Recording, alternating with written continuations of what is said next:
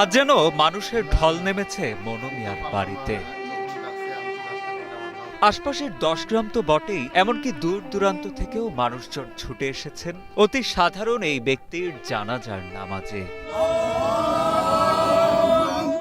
জীবনভর বিনা পারিশ্রমিকে 3000-এরও বেশি মানুষের কবর খুঁড়েছেন মনু মিয়া।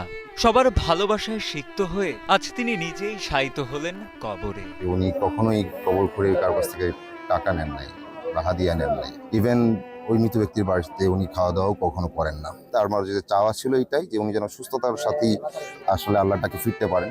তো আমার মনে হয় আল্লাহ ওনাকে কবুল করে নিচ্ছেন।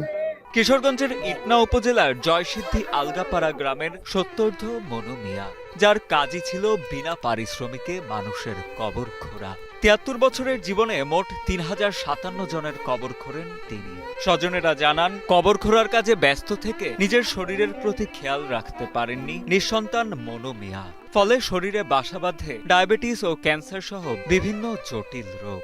শারীরিক অবস্থার অবনতি হলে গত 14 মে তাকে ঢাকার একটি হাসপাতালে ভর্তি করানো হয়। সেখানে চিকিৎসা শেষে কিছুটা সুস্থ হয়ে বাড়ি ফেরার পর 28 জুন সকালে শেষ নিঃশ্বাস ত্যাগ করেন তিনি। আমার ভাইয়ের ছেলে মেয়ে নাই, আমরা দুইটা ভাই।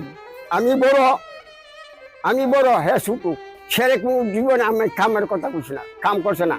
এসের কাম আমিও করে দিছি, সব কাম আমিও করে দিছি। একটি না একটা কামের ফরমাইশও দিছি না আমার ভাইয়া। আমার এমন আদরের ভাই আছে।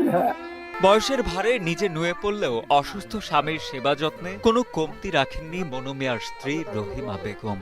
অন্তিম মুহূর্তে স্বামীকে বাঁচাতে নিজের সর্বোচ্চ চেষ্টাটুকু করেছিলেন তিনি। স্বামীকে হারিয়ে যেন দিশেহারা হয়ে পড়েছেন বৃদ্ধা রহিমা বেগম।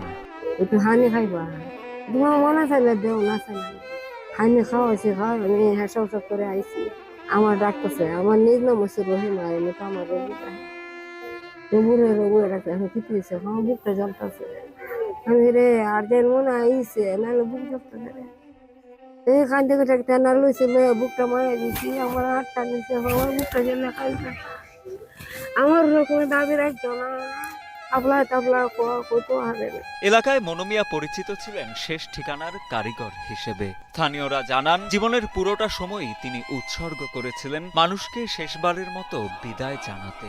নিঃস্বার্থ মানুষটি বিনা পারিশ্রমিকেই মানুষের দাফন কাফনের কাজ করতেন বলেও জানান তারা। মনু মিয়া তো অনেক 3,000-এর মতন গুড় কুচ্ছে, সে এখন মারা গেছে। সে গুড়টা এখন আমরা সবাই মিলিতভাবে আমরা তার গুড়টা যতটুকু সুন্দর করবার ততটুকু আমরা এটা করতেছি। আজকে তো আমরা গুড় করতেছি, কেমন খারাপ দিয়ে লাগতেছে। আমরা এটা এখন আমরা মনে তো মানতেছে না, এটা এখন আমরা নিজেরা করতেছি আর কি।